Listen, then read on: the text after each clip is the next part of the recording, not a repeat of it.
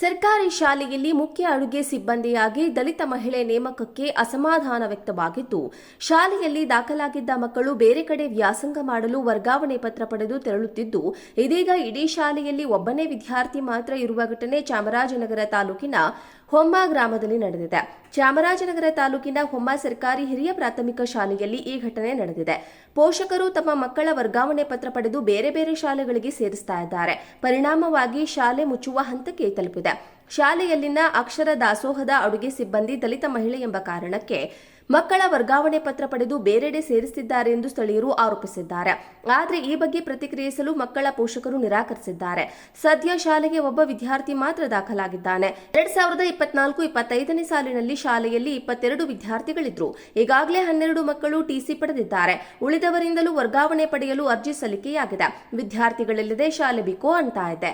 ಈ ಶಾಲೆಯಲ್ಲೀಗ ಕೇವಲ ಒಬ್ಬ ವಿದ್ಯಾರ್ಥಿ, 2 ಶಿಕ್ಷಕರು ಇದ್ದಾರೆ.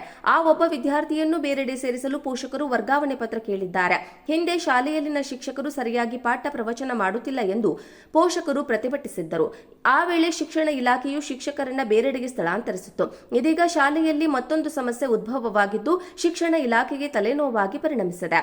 ಚಾಮರಾಜನಗರ ತಾಲೂಕಿನ ಹೊಮ್ಮ ಸರ್ಕಾರಿ ಶಾಲೆಯಲ್ಲಿ ಕಳೆದ ವರ್ಷ 22 ಮಕ್ಕಳಿದ್ರು. ಈಗ ಎಸ್ಟಿಎಸ್ನಲ್ಲಿ ಮಕ್ಕಳು ಸಂಖ್ಯೆ ಇದಕ್ಕೆ ಇಳಿದಿದೆ. ಗ್ರಾಮಸ್ಥರನ್ನ ಕೇಳಿದ್ರೆ ನಿಮ್ಮ ಶಿಕ್ಷಕರು ನಮ್ಮ ಮಕ್ಕಳಿಗೆ ಸರಿಯಾಗಿ ಪಾಠ ಮಾಡ್ತಿಲ್ಲ, ಹೀಗಾಗಿ ಟಿಸಿ ತೆಗೆದುಕೊಂಡು ಹೋಗುತ್ತಿದ್ದೇವೆ ಎಂದು ಹೇಳ್ತಾರೆ. ಇದಲ್ಲದೆ ಆಂತರಿಕವಾಗಿ ಬೇರೆ ಬೇರೆ ಕಾರಣಗಳಿವೆ ಅಂತಿದ್ದಾರೆ. ಈ ಹಿನ್ನೆಲೆಯಲ್ಲಿ ಶಾಲೆಗೆ ಪೊಲೀಸರು ಬಿಆರ್ಸಿ ಹೋಗಿದ್ದಾರೆ. ಪಾಲಕರ ಸಭೆ ಬಳಿಕ ಮಾಹಿತಿ ತಿಳಿದು ಕ್ರಮ ವಹಿಸಲಾಗುವುದು.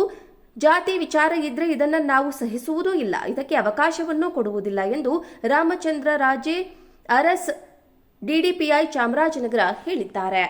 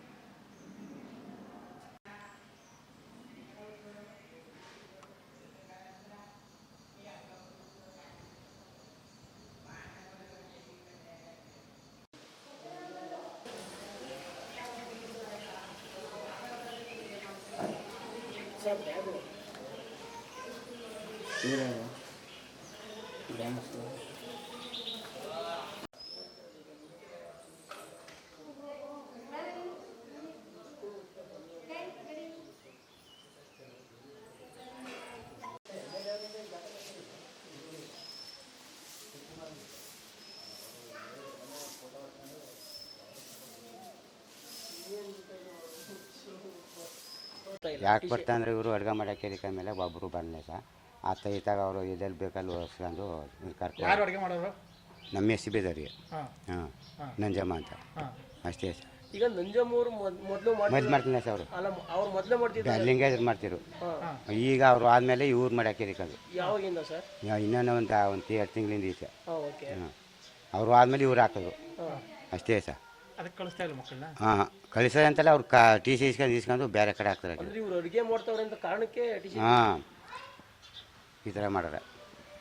ಮೊದಲು ಇವರು ತೊಳೆಯೋದು ಬೆಳಗೋದು ಕಸ ಗೂಸೋದು ಇವರಿದ್ರು ಸಹ.